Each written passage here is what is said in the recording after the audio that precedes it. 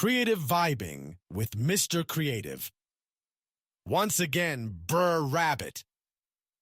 We laughed at movies as a kid because we didn't know why. The fun we had, enjoying the humor. The Little Rascals, Tom and Jerry, Dumbo. Whichever one you pick that you want to apply. Not knowing how much they are making fun of you or looking down on you while we all laugh together. Uncle Remus told a story about Brer Rabbit in the briar patch. Most never read these books and learned about the tar baby, unless you were older, or sat on the porch to hear stories which went back to at least 1881. Most Southerners would explain the stories just to entertain the kids while they were having fun.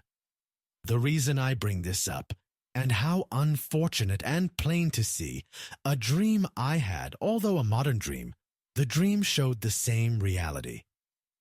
Now, if you have a chance, Google Brer Rabbit while I explain another short story. In this dream, I entered a diner and ran into one of my best friends and their grandkids. The kids wanted to leave with me instead of going right home because they knew I had games and the fun we shared together, but decided to let them go back home. Instead, I would pick them up a treat. I decided to stop by a local bakery to get them something sweet.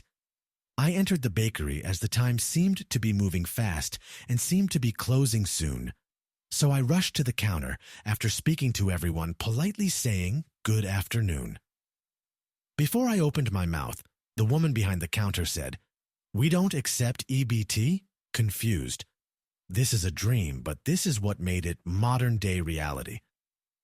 In this dream, I was still an artist, writer, and published author, but of course dressed very casually. I laughed for a short moment as I looked around. I noticed more people entering the bakery, but I silenced, and my smile went to a frown. I still decided to look at the treats because I told the kids what I was going to do. Although upset, the cakes looked really good too. It was a mixed crowd in the store by then, seated all in silence as they watched what they were witnessing by now, and the hour was reaching about 10. I decided I was fed up and pulled out money to let everyone see I could go elsewhere and didn't need EBT, but of course I had a brother staring at me. Dressed in his Sunday best, he got up and said, "We don't need you in this place. Go on and leave. You are a disgrace." By this time, this man got up to confront me, standing in front of the mixed crowd of many to see. The authorities came before I started to defend myself and before leaving the room, but guess what? They didn't expect to see. The officers knew me and confronted the owner and the individuals in this place as the owner started to plea. They arrested the brother who tried to assault me. On the way out the door, the owner looked at a large sign that was hanging right in the store, a picture of the featured artist who came to town, and as for the brother, he just looked, didn't make a sound. Shame, even in a dream.